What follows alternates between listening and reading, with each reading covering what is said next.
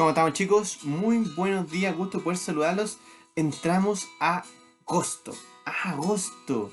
Es increíble cómo se nos ha pasado el año. Les doy la bienvenida con esta hermosa canción, un cover de The Basket Sound del año 2012 más o menos, bastante viejito esto. Es Let It Be. Una canción aquí, al cocoro, al corazón. ¿Cómo han estado, chicos? Muy buenos días, espero que estén muy pero muy bien. Mi nombre es Álvaro Álvarez, soy el loco profe de historia, arroba cero recargado en Instagram. Y recuerda entonces que vamos a esta, tu clase.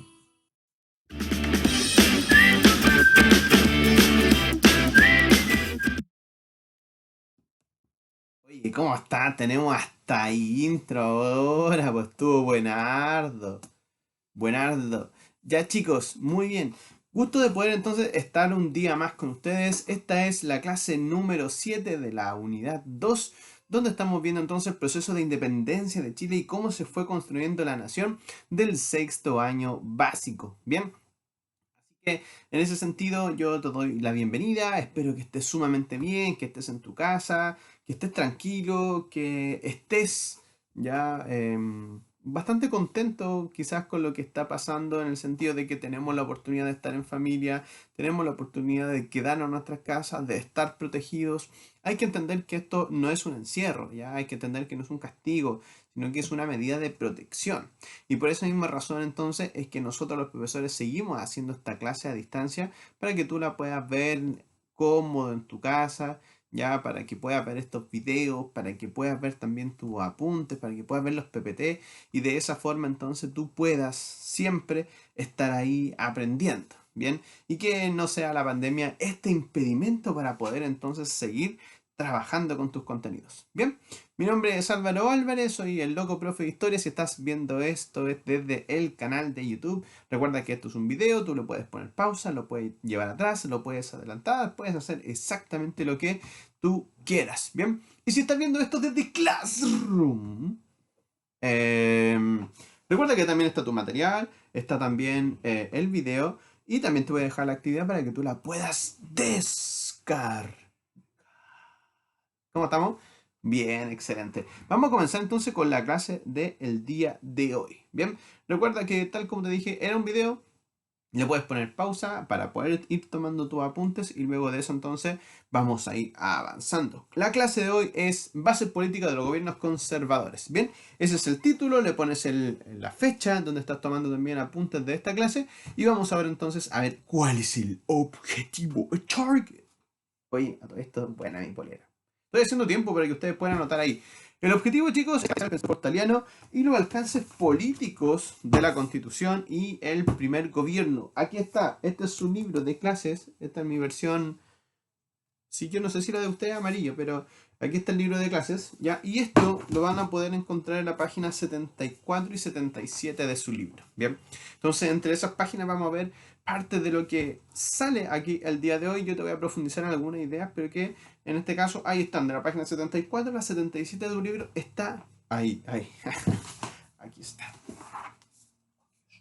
Aquí está el tiburón. Así que vamos, chicos, a avanzar. Oye, linda la canción, ¿cierto? Mira, como que podría poner música de fondo siempre como para hacer la clase. Let it be. Entonces, ya que pusiste el título, la fecha y el objetivo, let it be. Vamos a ir a la clase. Let it be. Tun, tun, tun. Ya. Ok. Previously on your history class. ¿Cómo estamos ahí? Bien. Previamente entonces en la clase historia. ¿Qué es lo que vimos la clase anterior? Ah, si lo está viendo desde el YouTube, ahí está apareciendo la clase anterior. Ya, chicos, para que ustedes digan, oh, no vi la clase anterior, me voy a poner al día. Pues me voy a poner al día y vamos entonces a ponernos al día. Ahí está la clase. Previamente, ¿qué nos dice nuestro gato cósmico? De hecho, el país, una vez que se independiza, comienza a pensar, comienza a poder decir y a reflexionar sobre cuál va a ser su paradero y su derrotero político. Entonces, la pregunta que asalta inmediatamente es, si era posible en un país recién saliendo de un régimen colonial establecer con facilidad una forma de gobierno, y la respuesta era no. Es decir, como no había una costumbre, como no había entonces una forma de participación constante y permanente, era muy complicado. Entonces, que un país que nació, o sea, desde un colonialismo donde los criollos incluso ni siquiera tenían participación en la política, llegar a decir, ok, esto es todo nuestro, vamos a ponerle, era súper, súper complicado. Entonces, por eso que ahí donde uno se hacía la pregunta también, si estos súbditos que estaban con la visión autoritaria del rey, donde no participaban, donde era muy poco lo que podían hacer, donde lo que practicaban políticamente, finalmente, cómo estos súbditos ahora iban a poner en práctica todos estos elementos de la república, es decir, todos estos conceptos que tienen más bien que ver con la soberanía popular, con la representatividad, y la verdad las cosas que se le hizo bastante complicado y por eso que desde el año 1823 hasta el año 1830 se hizo un completo caos, ¿ya? Un caos desde el punto de vista político, es decir, porque hubo un montón de ensayos constitucionales, un montón de autoridades, presidentes y formas también de que se quería repensar y pensar el país. De ahí aparece entonces que este periodo llamado Organización de la República, la pregunta era ¿qué tipo de gobierno es el que debería tener el país? Aparece la Constitución Moralista del año 1823 dando una solución, pero la verdad es que era tan rígido que muy pocas personas podrían participar en ello. Luego los ensayos federales donde se trató de hacer de Chile un país federal, pero que también finalmente resultaba muy caro y muy complejo. Bien, y luego entonces la Constitución Liberal del año 1828, que en realidad era una apuesta tremenda a la participación, ya a lo que era la elección del presidente, pero también en este caso a una forma de participación mucho más generalizada. Ahora eso claramente que va a llevar, lamentablemente, a una pequeña guerra civil. ¿Bien? ¿Y por qué? Porque se van a enfrentar dos grupos principalmente, conservadores y liberales, y que dentro de estos conservadores y liberales vamos a ver distintos grupos políticos presentes allí. Ahora, esto es bien interesante porque desde las características que va a tener este periodo es que finalmente esta aristocracia que por primera vez se enfrenta a una forma de gobernar. Recuerden que la aristocracia no tenía, en este caso, un rol fundamental dentro del gobierno de los españoles, tío. Entonces, si no tienen experiencia, la verdad es que vamos a ir copiando, vamos a ir viendo lo que se ha hecho en otros lados. Y ellos tienen algunos ejemplos concretos, como por ejemplo que fue Estados Unidos, lo que ha sido Argentina, lo que ha sido los viajes a Europa, que se han pegado algunos, pero la verdad las cosas es que es bastante complejo. Y en este sentido vamos a ver que si yo tengo ya además una crisis económica porque el Estado recibe muy poco dinero, porque finalmente hay una gran capacidad de endeudamiento, donde el Estado ya está endeudado, hay baja productividad y finalmente un déficit fiscal tremendo, a eso tú le sumas que hay bandidos, es decir, que todavía hay realistas por el sur, pero también hay algunos chilenos que también están haciendo bandidaje en el sur y la verdad las cosas es que se ve bien complejo. Y al verse entonces tan complejo, muchos historiadores llamaron a este periodo de anarquía política. Ahora, no es anarquía política, sino que más bien es como de aprendizaje desde el punto de vista, desde el punto de vista político. ¿Ya? Así uno lo podría llamar, aprendizaje político.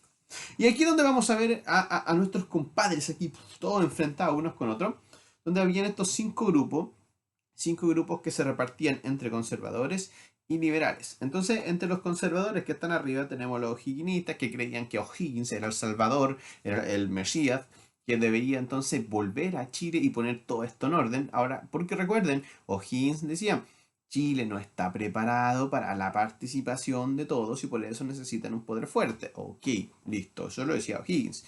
Luego estaba el grupo de los estanqueros, donde estaba liderado por don Diego Portales, ¿ya? El dueño de Portales y Sea compañía, que era entonces el que tenía el monopolio del tabaco. Bien, es decir, era un negociante, era, bueno, además de ser un vividor y muchas otras cosas más, pero don Diego Portales era entonces el líder de este grupo de los estanqueros, que en realidad ellos lo de que decían, oye, si hay que tener aquí las cosas bien calmadas para poder hacer su negocio y de esa forma Chile va a ser un país ordenado. Y luego entonces de los polucones tenemos a don José Tomás Ovalle. Entonces, aquí todos estos grupos de los conservadores son entonces los que ellos quieren un poder más bien fuerte, ya un poder centralizado en una persona y que finalmente haya un orden en el país. Ese es como el concepto clave, como que le gusta el orden. Y por otro lado tenemos acá abajo, ahí están los pipiolos, ya donde están los federales que ya sabían, querían la descentralización del país, ya con crear provincias independientes. Pero por otro lado también tenemos a los pipiolos, que son liberales que en general, si bien siguen siendo aristócratas, porque toda esta gente son de la aristocracia, o sea, aquí no hay gente de la clase media ni nada de esas cosas, sino que hay solamente aristocracia. Y a partir de eso, entonces, ¿qué es lo que dice finalmente Ramón Freire? Que debemos tener más libertades. Ya, los pipiolos siempre apelan con la mayor libertad. Bien, ahora eso se lleva a pugna y finalmente en la guerra civil del año 1830 terminan ganando los conservadores y son los que van a gobernar durante entonces los próximos 30 años. ¿Bien? Let's go, students. Entonces el día de hoy vamos a ver qué vamos a aprender el día de hoy. Lo primero hay que ver entonces el contexto de Chile. Bien, estos son los límites de Chile, es decir, Chile, acá si se pueden fijar, ahí está el mouse. Ya fíjense, este cuadrito que está de color burdeo, morado, ya rosado, da lo mismo, no sé, el hombre no veo muchos colores. Para mí es rosado, morado. ¿Ya? Este es el Chile que nosotros conocíamos en esa época, es decir, aproximadamente teníamos 1 millón de habitantes y estos se concentraban desde el sector de Copiapó hasta lo que va a ser el sector ya de Concepción. Eso es lo que nosotros llamábamos Chile, es decir, no había esto que estaba para acá, para el norte, ya tampoco estaba esto acá en el sur. Y uno dice, a ver, pero en el papel, Chile sí tiene mucho más territorio. La verdad es que sí. Tiene mucho más territorio, sobre todo en el sector de la Patagonia. ¿Ya? Pero esto no está habitado para nada. O sea, no hay ningún chileno o alguien que se diga chileno que está ahí abajo. Entonces, en esa misma ración, ya vamos a ver cómo Chile comienza también a hacer planes de ir poblando el territorio. Porque, ojo, si yo no voy poblando el territorio, cualquier otra nación puede ir y tomarlo y por más que diga, oye, pero si esto en el papel es mío, bueno, da lo mismo porque finalmente tú no lo estás tomando. ¿Bien? Así que es bien interesante. Su población principalmente rural, o sea, tenemos un 80% de población rural, donde solamente un 20% de las personas viven en una ciudad. Y finalmente entonces ya habíamos dicho ya que el país, ya si uno lo veía hacia lo lejos, era un pedazo de tierra que no estaba habitado, ¿bien? Es decir, por ejemplo, todo el sector del Valle Central y la Cordillera de la Costa era un poco donde podíamos ver algún tipo de población, pero lo demás no hay. Entonces éramos 1 millón de personas, era muy poquito el territorio, o sea, era muy poquitas personas para este vasto y gran territorio. ¿Bien? Ahora, es bien interesante porque en este periodo entonces comienzan a darse, a ver, después de la batalla, ya en este caso que termina con la guerra civil en el año 1830, los conservadores ganan y dicen, bueno, a ver, ¿cómo vamos a plasmar nosotros estas ideas conservadoras? ¿Bien?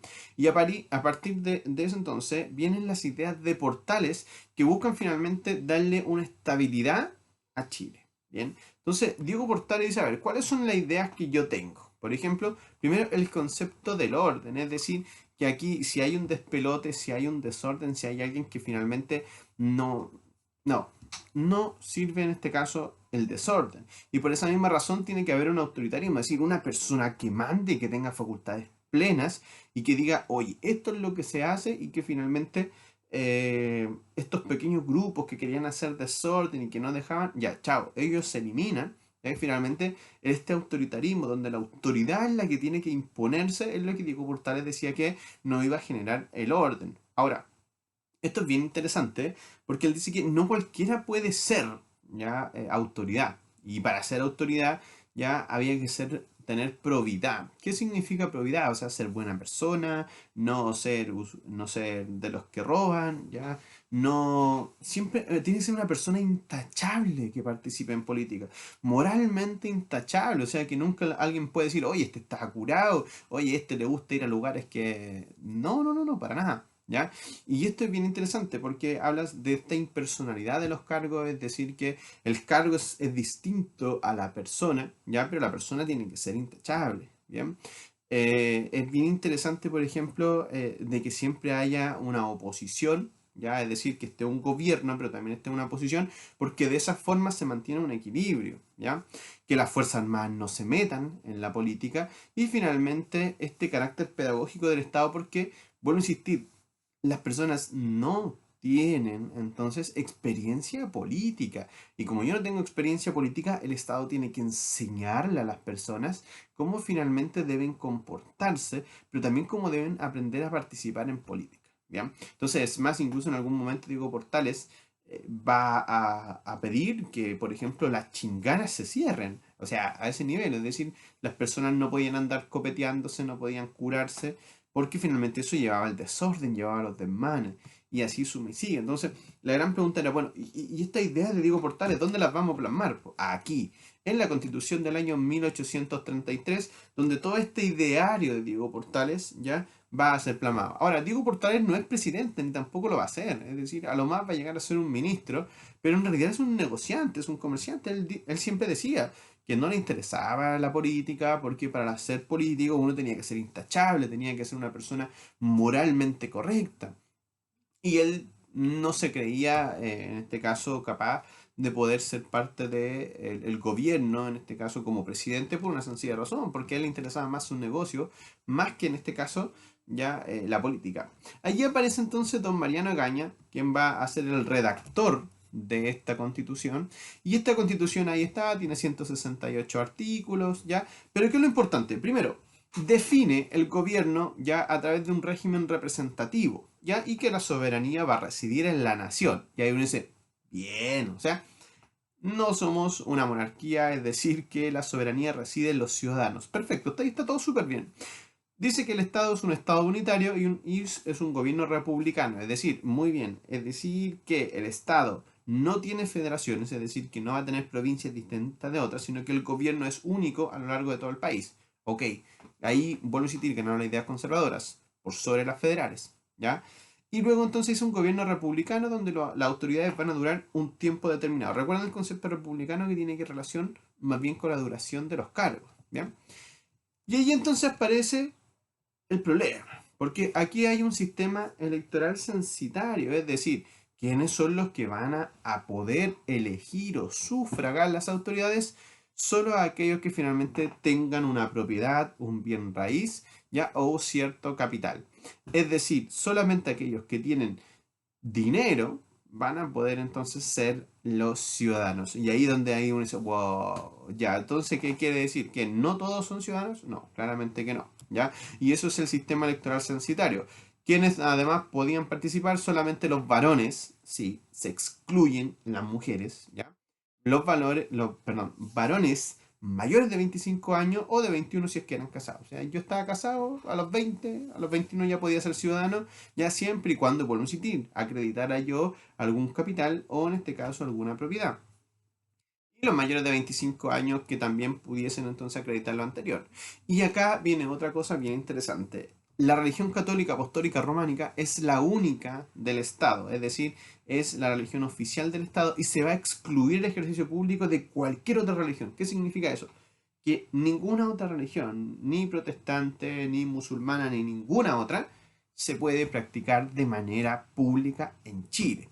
Y esto es tremendo porque finalmente todas estas libertades que en algún momento alguno de los liberales estaba planteando, por ejemplo, la libertad de culto, etcétera, etcétera, no, o sea, chao, o sea, hay que entender que la constitución del año 1833 va a durar más de 80 años, en algún momento va a ser la constitución que más tiempo ha durado en un país, bien, ahora se le van a hacer reformas y claro, pero va a seguir siendo la misma constitución.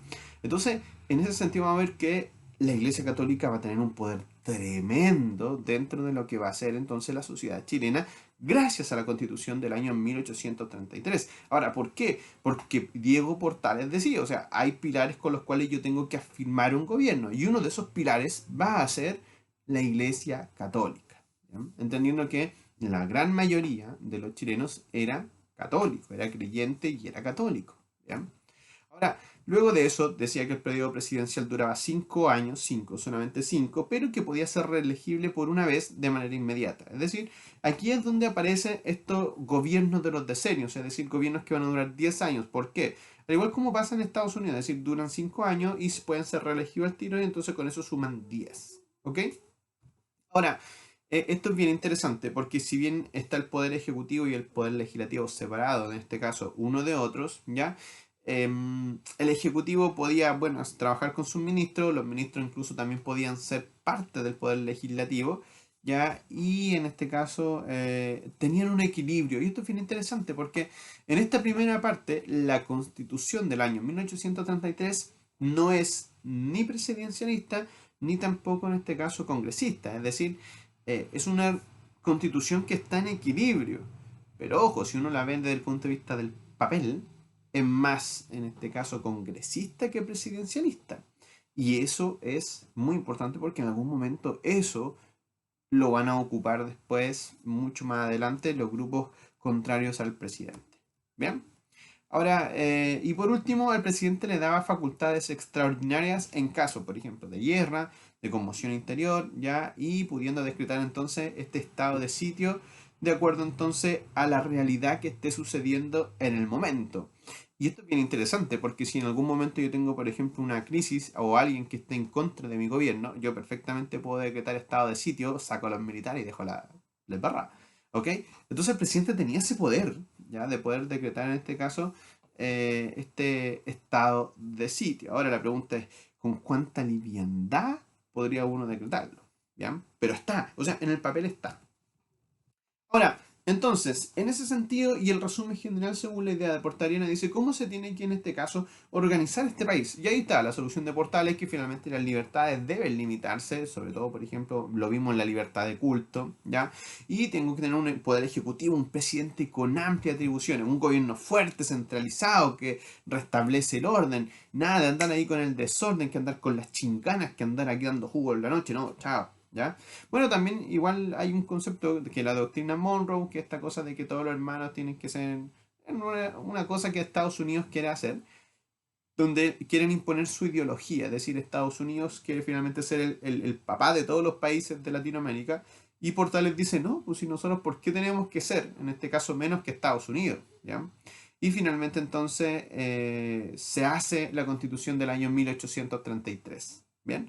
Así que en ese sentido es como se ordena el país. Vuelvo a insistir, y lo más importante, entre un gobierno fuerte, un gobierno centralizado, ¿ya? Y un gobierno que finalmente busca restablecer siempre el orden, ¿ok? Ahora, ¿por qué? Gobierno centralizado, gobierno fuerte y un gobierno que restablece el orden o que busca finalmente un orden permanente, ¿qué es lo que es? Es un estado ideal para que yo que soy negociante pueda trabajar. Yo que soy comerciante pueda trabajar. Yo que vivo de los negocios puedo trabajar. Entonces, por eso que las ideas portalianas ya cumplen dos funciones. Primero, de verdad, ordenar un país, si eso es cierto, ¿ya? Y de hecho Chile es uno de los países que primero se ordena y que se organiza políticamente gracias a las ideas de portales de toda Latinoamérica. Bien, hay países de Latinoamérica que les va a costar muchísimo esto el poder ordenarse, entendiendo que Chile no estaba preparado para la participación de todos sus ciudadanos. Bien, ahora la gran pregunta era, bueno, ¿y cuánto tiempo? Y por eso el Estado tiene que ser capaz de poder enseñar, de poder en este caso educar a su país. Bien, eso es la función que debería haber cumplido en este caso el Estado. Bien, ahora, es bien interesante porque en este periodo que nosotros estamos viendo, que del año 1831 hasta el año 1861, van a haber tres presidentes: Prieto, Bulnes, Montt. Uno siempre se lo aprende así: José Joaquín Prieto, Manuel Bulnes y Manuel Montt. Son conocidos como el periodo de los decenios. ¿Por qué? Porque su gobierno va a durar 10 años. Eso ya lo habíamos visto. Bien. Ahora, es bien interesante porque cuando hablamos de este periodo, el periodo conservador, ¿ya?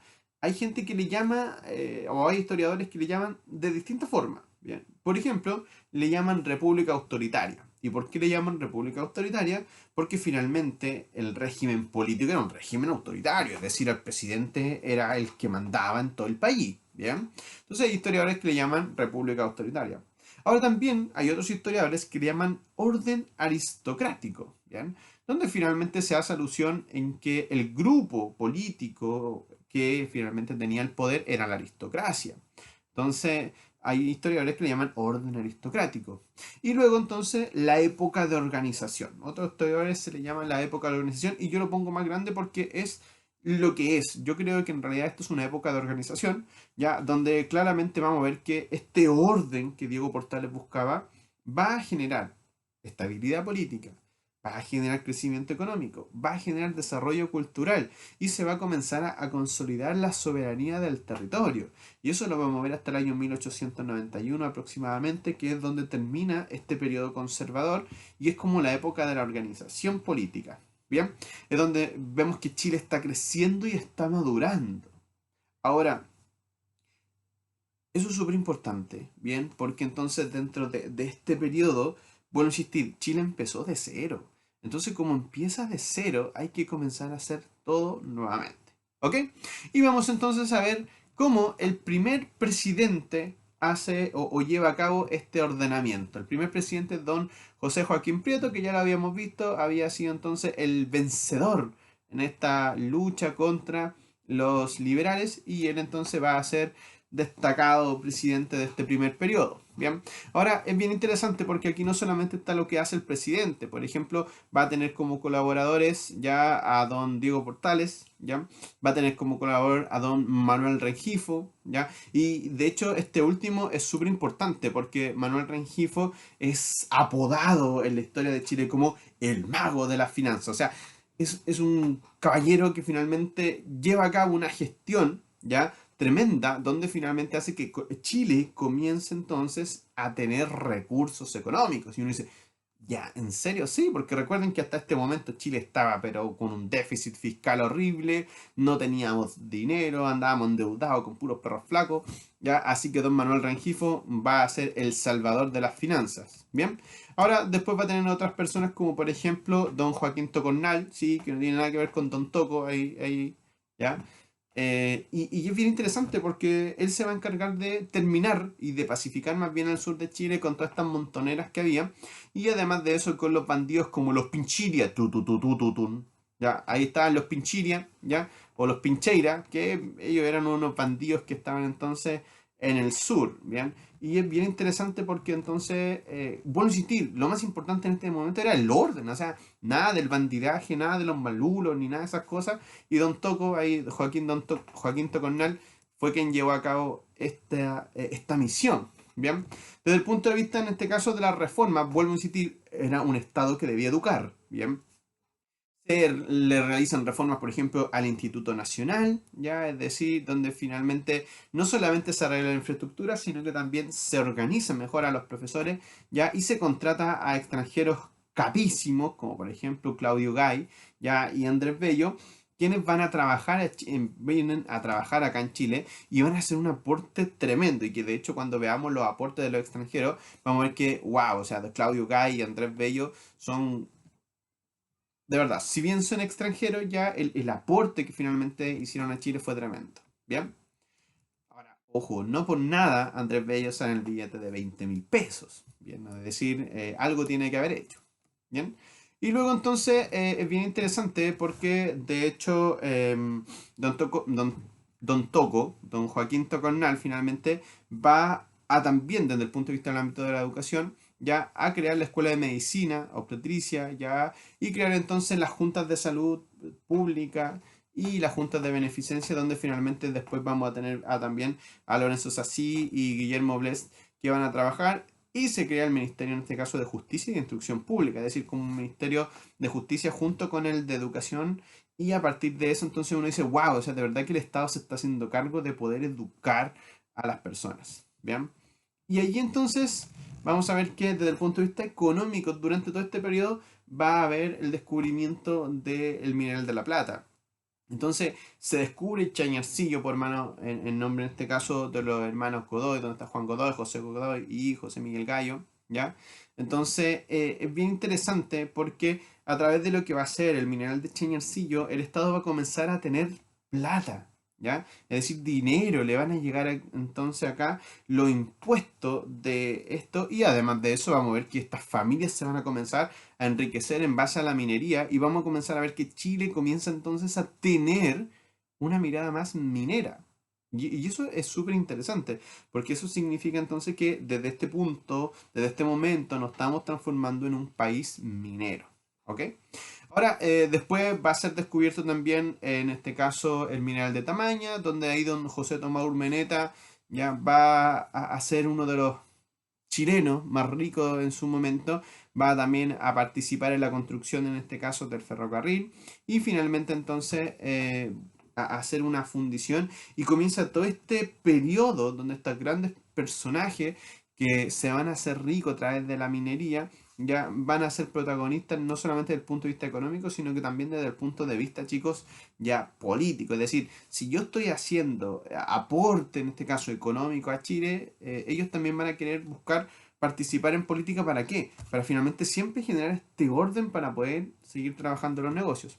Y allí vamos a aparecer como, en este caso, en el año 1835, William Wheelwright ya va a tener la concesión de estos sistemas de navegación y va a crear la Pacific Steam Navigation Company. ¿Ok? Y esto es bien interesante porque entonces se crea esta empresa de navegación, esta empresa naviera que no solamente se va a ocupar del cabotaje, es decir, de llevar cosas de un puerto a otro dentro del país, sino que también comienza a lo que es conectar Chile con otras partes del mundo y a partir de eso entonces aparece el comercio exterior del país. Es decir, nuestros productos ya no quedan solamente en Chile, sino que ahora salen al mundo. Y eso lo hizo gracias entonces a esta concesión a William Wheelwright, ¿ya? Y que finalmente entonces lo que va a provocar como consecuencia es que Chile pueda abrirse económicamente al mundo. Y todo esto lo estamos viendo entonces en la década del año 1830. Es decir, como Chile, fíjense, de ser simplemente un país muy desordenado en la década de 1820, en el año para la década del año 1830 ya comienza a tener orden, comienza a tener prosperidad económica, tiene un ordenamiento político, ¿ya? Y eso claramente que no va a ser gratuito porque tiene que ver entonces con un suceso que también va a pasar en el año 1836, que es la guerra contra la Confederación Perú-Boliviana, pero eso lo vamos a ver la próxima clase. ¿Bien? Ya chicos, para terminar entonces la clase del día de hoy vamos a hacer esta pequeña actividad en su cuaderno. Bien, primero, quiero que respondan tres preguntas muy sencillitas en su cuaderno. Pueden usar también su libro sin ningún problema. ¿Cuál será la idea de Diego Portales para el país? Las ideas de Diego Portales, ya las vimos. Segundo, ¿cuál es la importancia que tiene la Constitución del año 1833 para nuestro país? ¿Cuál fue la importancia entonces de esta Constitución? Y la tercera, ¿qué obras hizo don José Joaquín Prieto durante su gobierno? Y ahí entonces hemos hablado harto de lo que fue el gobierno de José Joaquín Prieto. ¿Ya? Lo único que dejamos afuera fue la guerra contra la Confederación Perú-Boliviana, que vamos a ver en la próxima clase. Bien, así que yo te invito a hacer estas actividades, ya a responderlas en tu cuaderno. Puedes ocupar acá tu librito, ya sin ningún problema.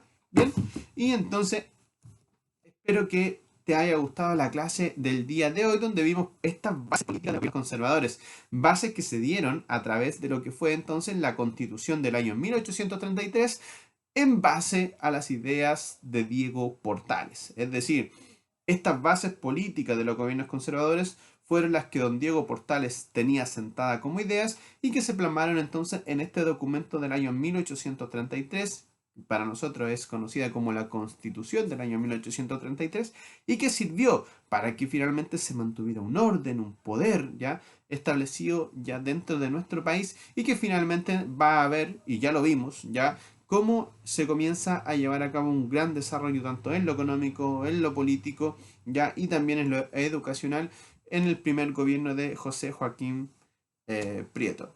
¿Ya? Entonces, y es bien interesante, ¿ya? Porque de eso es lo que hablamos el día de hoy, de estas bases políticas de los gobiernos conservadores. Así que muchas gracias por haber llegado hasta acá, ¿ya? Hasta acá. Muchas gracias entonces por haber llegado hasta este punto del video. Ya, mi nombre es Álvaro Álvarez, soy el loco profe de historia, @cero recargado en Instagram. Así que te mando un abrazo a la distancia, ¿ya? y nos vemos entonces para la próxima clase. Chicos, que estén muy bien. Chao, chao, chao.